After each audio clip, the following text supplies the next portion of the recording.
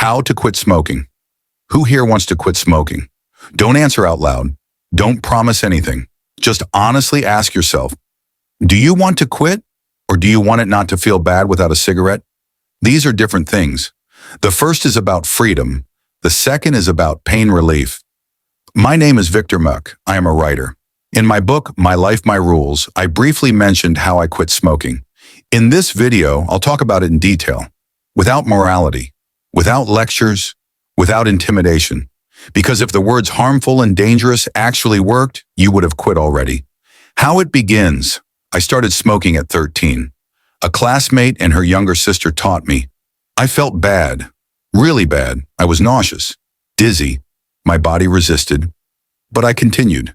10 attempts behind garages, 5 in basements, 20 on balconies. Why?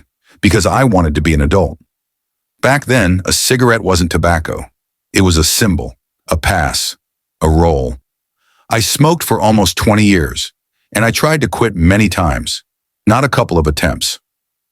Really many. The longest I quit was for a month. Then I started again. Well, one is okay, then a second, then everything starts over. If you recognize yourself, that's not weakness. That's the mechanism of addiction. It doesn't break you immediately. It knows how to wait. A moment that matters at 29, I got braces, and the doctor immediately said I needed surgery on my lower jaw. Otherwise, my teeth wouldn't align, and I wouldn't be able to chew properly. I agreed. It was my first serious surgery as an adult. I was scared. After the surgery, I couldn't speak. I couldn't eat. My face was swollen. I couldn't feel it at all. And on the second day after surgery, I went out to smoke. I'm not saying this is what you should do. I'm showing how strong addiction can be. I turned on the front camera, pulled my lips apart with my fingers, put in a cigarette, let go, and it clamped in place, and I took a drag. I smoked like that for 2 weeks. And this is important to understand. Addiction is not always about pleasure. Very often it's about one thing only, so that it doesn't get worse. The break about 2 weeks passed. Summer, August 1st, heat, sun, birds, one last cigarette in the pack. I poured coffee, lit up, and suddenly felt something strange. It didn't taste good, not because I decided it was disgusting, but physically. The smell irritated me. The smoke annoyed me. The taste was unpleasant. I finished it, and I never smoked again up to this day. An important point, I didn't quit because someone explained it to me. Not because I pulled myself together, and not because fear appeared. I quit because the meaning disappeared. I was tired, and tiredness is exactly the moment when meaning dies. The cigarette stopped giving me anything. It was no longer of value. What people rarely say honestly. Many people think, if I go back to smoking, it means I like it. Sometimes yes, but often you don't go back for pleasure. You go back for relief. So the craving goes away. So the brain stops whining. So things feel normal again. Pleasure is short, but relief the brain remembers as salvation and demands it again. That's why a person can hate cigarettes and still smoke. This is not weakness. This is how the mechanism works.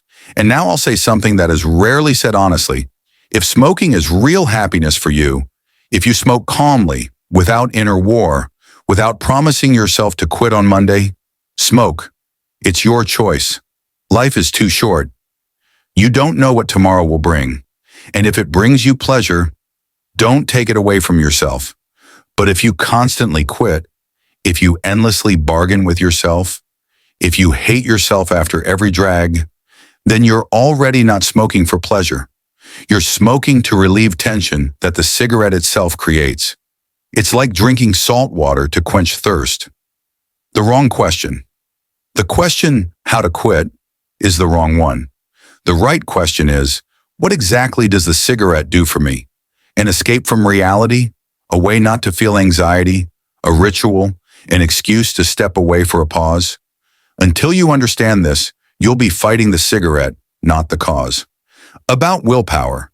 Willpower exists, but it's not the main tool. Willpower is what you hold on with. But people quit when meaning changes. I haven't smoked for 4 years, not because I can't, but because I don't need to. And if you listened until the end, it doesn't mean you're ready to quit. It means something else. There is a conflict inside. And conflict is the point where addiction begins to lose. If you didn't understand how I quit smoking, I'll say it again. You have to get tired of smoking. Smoking must bring nothing but disgust. It's different for everyone. Some understand it in a year, some like me after 20 years. And some smoke their whole life, feel fine, and don't torture themselves with attempts to quit.